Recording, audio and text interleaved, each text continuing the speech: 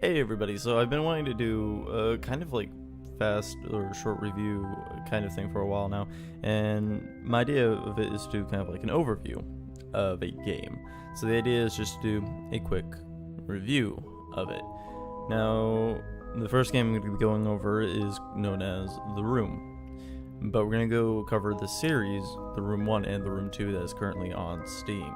There is The Room 3 on mobile devices, but I currently just don't have the want to play it at the moment, so we're just gonna be covering these two. Now, to cover these things, The Room is designed by Fireproof Games. They are both $4.99 on Steam, so they're not that very expensive. They are mobile ports that have came from mobile to PC, but they are touched up. They're better looking and everything like that. Beyond that, they are point and click kind of games. They're more stylized to escape the room, so not a lot of heavy foresight or forethought on a lot of the puzzles, but a lot of simplistic ones where you'll drag and drop things to a specific thing to turn it and then open up another thing to another item, and it will continuously go along like that. I'll make a quick mention of the music and overall graphics.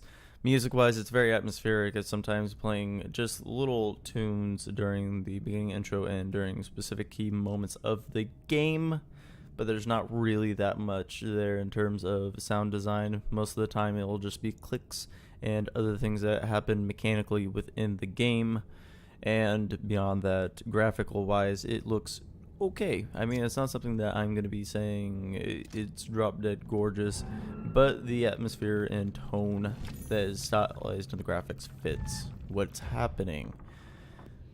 So now we'll get into what is initially the story. The story is very vague. It's open-ended, and it's kind of nice for that because it kind of adds to the mysticism of overall what's happening in the game. You do get bits and pieces of notes from AS, whoever that may be, I don't know. But it spoon feeds you information rather than just dropping information about what's going on in the game, which is really interesting and kind of keeps interest going. Now, that's very much the similarities between these two, the Room 1 and the Room 2.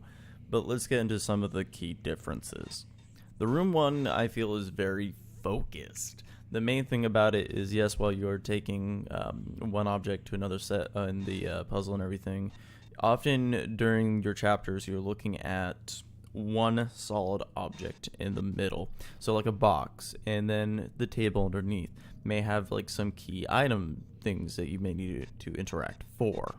And this often, for me, leads to the solution not being out of the way most of the time.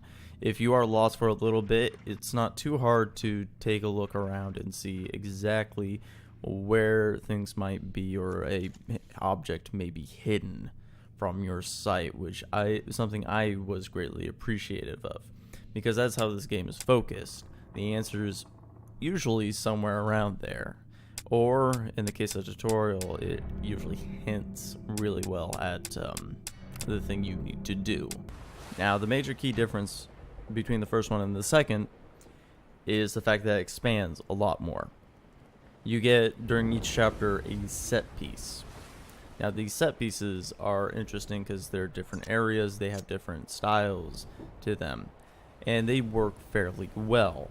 They have lit up spots where there are specific puzzles, or one puzzle or another puzzle, and you'll have to flip from puzzle to puzzle. I often feel this is a little bit of a take back, though, because there's sometimes objects hidden within the environment that feel maybe not so obvious some of the times.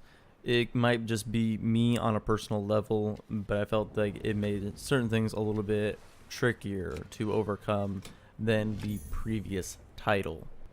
There was also a couple of issues I ran into with both of these games.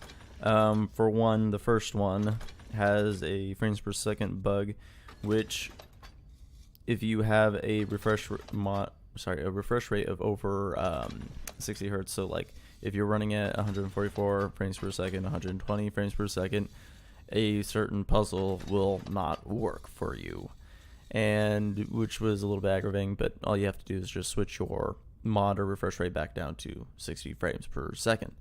Beyond that, the second one, recording wise, had a little bit of trouble, but I think both the games might have done that, where frames per second, because shadowing seems oddly intensive for the game, so recording doesn't seem as good as it should be and everything like that. But after turning down the shadows, it worked just fine for the second one, and I believe the first one had a similar issue. Looking at all this though, the main point of the game is it's nice to look into something and then all of a sudden have a trail that leads into something else, and you know exactly where it's at. And that's kind of what I find appealing about the game. The puzzles are variant enough where it feels nice. You're not going to be doing one thing continuously over and over again, and the game doesn't overstay its welcome with these at all. It's the whole thing about it. The game is about 3 hours long for $5, which for me personally felt just about right. Just because of the experience I was getting, the atmosphere, and the overall puzzles not being super challenging, but you can find them anywhere within the game itself. Now there is a couple of things that may be confusing, or oversight on your part may make you miss certain things in these games, which is to be expected in some cases. And so yeah, that is my opinion of the Room 1 and the Room 2, and that would be this overview done and everything.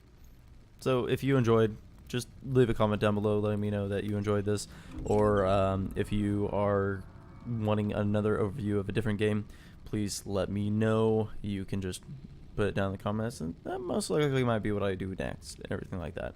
I'll just put these up occasionally as I finish a game and I feel like it's worthy enough for an overview, whether it is good or if there's something overall that takes away from the great experience of a game, just to talk about that point and what it could have done better in those cases. So yeah, thank you for watching. Hope you enjoyed. Don't bring me out. I want to place this one down. Okay, there we go.